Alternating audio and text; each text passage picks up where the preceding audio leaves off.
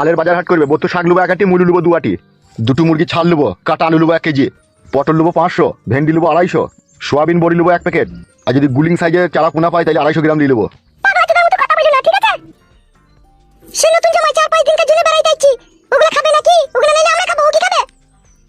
আমরাও তোদের বাড়ি গেলাম, আমাদেরকে কি খেতে দিল? ছোট ছোট সাইজের মাছ, আইলা মাছ চচ্চড়ি আর ভাত দিল। তাইলে কি আনবো কি বাল? জমাইকে বেশি আদর আল্লাহ দিয়া ভালো লাগে, জানিস তো?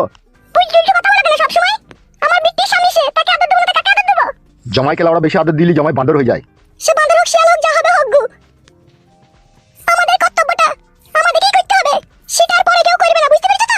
এখন ওসব পেঁচাল কথা বাদ দিলে ওরা কি আনতে হবে তাই বল।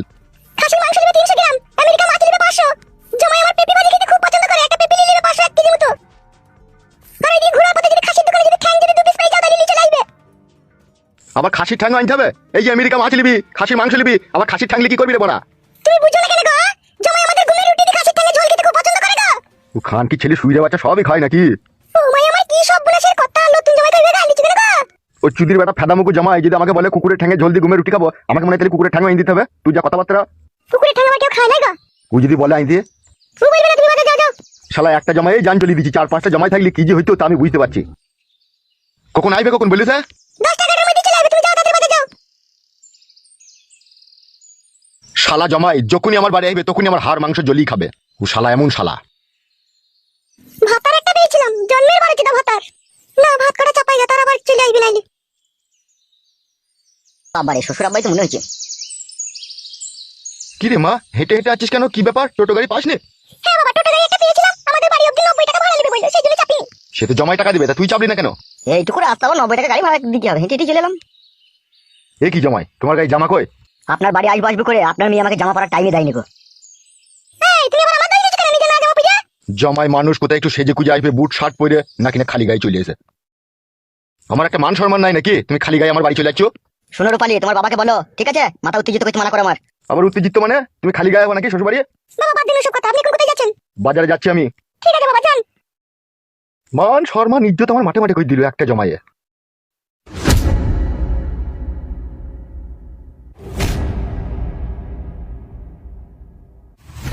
কি হলো তোমার আবার? ওখানে দাঁড়া লাগা, চুপ করে। আমি যাব না, তুমি যাও। কি কি গো, বাড়ি দিয়ে যাও মানে? এসো। তোর বাপ কি বললো কথাটা শুনলে? সব শুনেছি, এসো। এত অপমান শোনার পরেও আমাকে যেতে হবে তোদের বাড়ি? আব্বা তোমাকে অপমান করলো, আব্বা তোমাকে ভালোবাসে বলে শিক্ষার কথা বললো। তাই নাকি? এসো। তোকে এখন কিছু বলবো না আমি। যখন বলবে তখন বলবে, এখন চুপচাপ সোজা ভাবে এসো হইতে। ভাগ্যে গুনে বউ একটা পেয়েছি রে, 7 ঢেমনের 1 ঢেমন মাগি। মাগি যেখানে যায় সেখানে আমাকে কাটে গজালে লাগিয়ে দেয় ও মাগি। যদি আমি জানতাম তোমার মনে এরকম নোংরামি ভরা আছে, কখনো তোমার সাথে আসতাম না আমি। এই তোমার ভালোবাসা, বউ খেতে পাবে না, ঘরে শুকিয়ে মরবে, তাও তুমি শুয়ে থাকবে। তো আমাকে একটা কথা বল, তুই তো জেনে শুনে দেখে শুনে আমাকে বিয়ে করলি, দেখুন এরকম করলে কি করে কি হবে বল? তা কাজে কমে যাও, নাহলে খাবোটা কি বলো? তো যা আছে 2 একদিন চালা, তারপর আমি ব্যবস্থা করছি। ঘরে শুয়ে শুয়ে কি ব্যবস্থা হয় বলো? আসল কথা বললে তুমি আবার রেগে যাবে, কিনালে বলতাম। কি আসল কথা শুনি? তোমার ভাতা ছিল এমএলএ, বুঝতে পেরেছো তো? সরকার যে টাকাগুলো এমএলএ সাহেবের হাতে দিত, গরিব মানুষদেরকে দিতে, সেটা তোমার স্বামী না দিয়ে তার নিজের পকেটে ভরে নিত। তা তার সংসার তো রাজার হালে চলবেই, কিন্তু আমাকে কে ক টাকা দিচ্ছি বল, তাই আমার সংসার রাজার হালে চলবে। তাহলে তুমি কাজে যাবে না বলতে চাইছো, তাই তো? কাজে যাবো না কথা তো একবার বলিনি, ধান কাটা লাগুক, কুল গাছি থেকে 95 টাকা দিয়ে কেস্তি কিনে নিয়ে একবারে মাঠ খালি করে দেবো ধান কেটে। এখন আমাকে একটু রেস্ট নিতে দে। তোমার কথাবার্তা শুনি এমনি যেমন নিজের মতন নিজে ফাটাই। ও এরকম কথা বলছো কেন তুমি? মাথা ফাটাবা বলছো কেন? বল, আমার মানুষের সুখ দুঃখ বুঝো না নাকি তুমি? আমি গরিব মানুষের ছেলে, কিছু দিতে পারি আর না পারি, শরীরে চাহিদাটা তোমার ভালোভাবে ভালোবাসা দিয়ে মিটাইতে পারবো, কিন্তু তুমি যদি এখন আসমানের চান চাও, সেটা কি আমি দিতে পারবো বলো? আমি তো আসমানের চান চাইনি তোমার কাছে, আমি 3 বেলা খেতে চাইছি তোমার কাছে। আর তুমি যদি সেটাও না পারো, তা পুরুষ মগা পুরুষ তুমি রাস্তায় বসে বাটি হাতে ভিক্ষা করো, যাও। শরীরের ভালোবাসাতেই যদি জীবন কাটতো, তাহলে হিরে মণি মুক্ত জহরত সোনা দানা এইসবের জিনিসের আর প্রয়োজন পড়তো না। এসি রুম, মকমলের বিছানা, হাইড্রোলিক খাট, এইসব আর মানুষের প্রয়োজন পড়তো না। ওগুলো চাচ্ছি নাকি আমার কাছে? তোর কাছে কাদা যাবো, কাদা কুকুর বেটা। 3 মাস হলো ঘর থেকে বাইক করে নিয়েছে কাদা কুকুর বেটা, 3 বার শোয়া ছাড়া ও আমাকে আর কিচ্ছু দিতে পারলো না। তোর হুঁশ বুদ্ধি বিশাল কম তোরে। কিসের লিগে?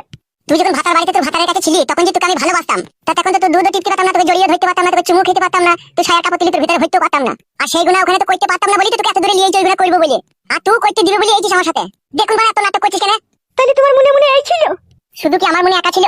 তোর মনে ছিল না বল? তুই কি লিতে চাস না বল? তুই লিতে চাইছিস, আমিও দিতে চাইছি। দেখুন এই লিয়াদির মাঝে এখন অভাব ঢুকে গিয়েছে, এই অভাবটা তোকে মানতে হবে, আমাকে মানতে হবে। আর তুই যদি ভাবিস যে আমি এই অভাব মানবো না, তাহলে ধর আমার মৃত্যু ছাড়া আর কোনো রাস্তা নাই।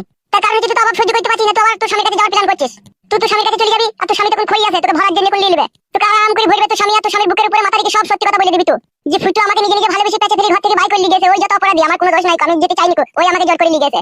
তুই তোর স্বামীর ঘরে থেকে যাবি, আমি আর আমাদের গ্রাম কোনোদিনও ঢুকতে পারবো না। ঢুকলি তো তোর স্বামী এমএলএ সাহেব আমাকে মার্ডার করে দেবে তার লোকজন দিয়ে। তাহলে তুই আমাকে কেমন ভালোবেসেছিস তুই ভুল, তুই আমার মৃত্যু চাচ্ছিস। মৃত্যু এলে আসবে, আমি আর এই ঘরে বন্দি হয়ে থাকতে চাই না কাঠের পুতুলের মতো তোমার সাথে। না খাওয়া না দাওয়া, না একটা ভালো শাড়ি, না একটা চুড়ি, না একটা ভালো বিছানা, না 3 বেলা তুমি আমাকে খেতে দিতে পারছো, সেটাও পারছো না। তুমি শুধু পক পক করে বলছো। আমি আর বলতে দিতে পারবো না, আমি পালাবো। কথাতে শুনেছি রে, মানুষের সাথে বিচ্ছেদ না হইলে কে আপন কে পর বোঝা যায় না। তা তোর কথাবার্তাতে মনে হচ্ছে তুই আমার আসল শত্রুর এই পৃথিবীর মধ্যে।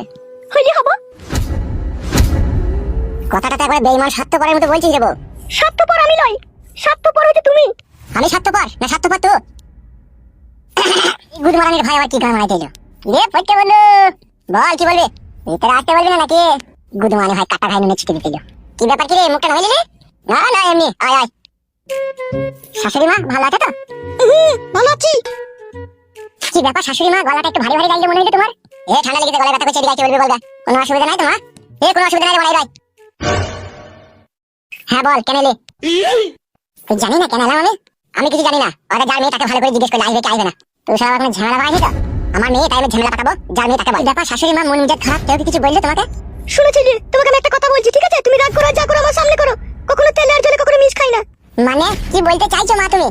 মানে হচ্ছে আমি রাজা ভাতা ছেড়ে দিয়ে এই ভিখারি ভাতা ধরে আজ আমার পেটে দুটি দানা পানি নাইকু, আমি খেতে পেছি না, আমার পরনে একটা ভালো শাড়ি নাইকু। আর আমার মেয়ে তোমাকে ভালোবেসে বিয়ে করে আমার মতো কষ্টতে পড়ুক, তা আমি কিন্তু চাই না। আসল কথাটা কি হয়েছে একটু খুলে বলো তো মা আমাকে। বে কিছু হয়নি, তুই বাড়ি যা। যে বাড়ি যেতে বলছে ওকে জিজ্ঞেস করো কি হয়েছে। কি বে, কি ব্যাপার কি বে? বাল ব্যাপার। শালা হারামি, তুই ভালোবাসা করে আমার শাশুড়িকে বিয়ে করলি, দেখুন খেতে দিতে পারছি না, লাগে তো? গুদমানি ভাই বুকাচোদা, আমি কি তোর জন্য ফেসে দিতে? আমার জন্য কেন ফাঁসবি বে তুই? তোর বউ কি বলছে আমার শাশুড়ি? যে পেটে আমার কোনো দানা পানি নাই, আমাকে খেতে দিতে পারছি না। বুকাচোদা, তুই তো খেতে দিতে পারছিস না আমার শাশুড়িকে। তাই তো আমার শাশুড়ি ভাবছে যে আমার মেয়েটার ওই ছেলেটার সাথে বিয়ে দেবো, যদি না খেতে দিতে পারে। ওইটাই তো ভাবছি আমি। দেখ তাহলে তুই শালা অপরাধ করবি, কাজে যাবি না, আর সেই পাপের সাজা আমাকে ভুলতে হবে, তোর লেগে আরে ছাল ছাড়িয়ে দেবো মেয়ে দিয়ে। কারো ছাল ছাড়ানোর দরকার নাই, আমি থাকবো না, ওকে বলিয়ে দিয়েছি। না মা, তুমি এরকম কথা বলো না। আমি সংসারের জন্য 1000 টাকা দিয়েছি ফটকিতে, ঠিক আছে? এই দুদিনে বাজার হাট করে রান্না বান্না করে খাও, আর তোমার মেয়েকে এখানে নিয়ে আনো মা। ও আমি বিয়ে করলে কোনো অসুবিধা হবে না, আমি তোমার মেয়েকে সুখেই রাখবো। আমার পোল্ট্রি মুরগির দোকান আছে মা, আমি বাজারে ডেলি 8 কেজি 10 কেজি বিক্রি করে মাংস বিক্রি করি মা। আমার সংসার আরামসে চলে যাবে, কোনো অসুবিধা হবে না। আর তুমি যখনই আমার বাড়ি বেড়াতে যাবা, গোটা গোটা মুরগির লেগ পিস করে তোমাকে পকোড়া করে খাওয়াবো মা। এ বড়া, সে যখন খাবে তখন খাবে, কোনো সব ঘাট ভাঙার কথা বাদ দে। এখন যা বাড়া এখানে বাই যা। তোরা তো থাকছিস কেন বে? আমি আমার শাশুড়ি মাকে বলছি বে, বাল মুকুচি এখন বিয়ে হতে তোর সাথে কেমন মারিস তো? হয়নি হবে, তুই বকি না, তুমি যে চারটা তেল দে, আর আমার চারটা তেল দিতে তোকে সব হাই যাবে বলে দিচ্ছি আগে থেকে। মা, ও শাশুড়ি মা, কি বললো? এদিকে একবার ঘুরো মা। এই লাও মা, এই 1000 টাকাটা রাখো, একটু বাজার হাট করে আনো। আর টাকা লাগলে আমি দেবো, লাও মা ধরো, আমি তোমার জামাই হয়ে গেছিলাম, মা ধরো। লাও লাও দিচ্ছি যখন লাও। লাও মা ধরো, সে নিজের জামাই দেয়া যা নিজের ছেলে দেয়া একই ব্যাপার। লাও মা ধরো ধরো। মা বাজার থেকে চাল ডাল আলু পেঁয়াজ নিয়েছে, মুরগির মাংস ফাংস নিয়েছে, রান্না করে খাও। হ্যাঁ মা, আর তোমার মেয়েকে একটু লিয়ে আনার চেষ্টা করো। হ্যাঁ মা, আমি বিয়ে করে দেবো আজকালের মহিলা, তুমি আনলেই হবে। যা যা যা, সে আমি বুঝিয়ে বলবো তখন যা। আর খবরদার শাশুড়ির সাথে ঝগড়া অশান্তি করি না, ঠিক আছে?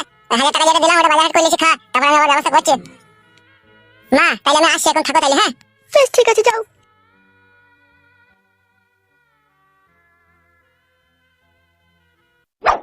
কই গো, পয়সাটা দাও, বাজারটা কই জানি। নিজে তো ইনকাম করার 1 পয়সা মুরদ নাই, পরের পয়সা খেতে ভালো লাগবে তো? পরের পয়সা আবার কি? এটা নিজের জামাইয়ের পয়সা, জামাইয়ের পয়সা খেলে কোনো অসুবিধা নাই।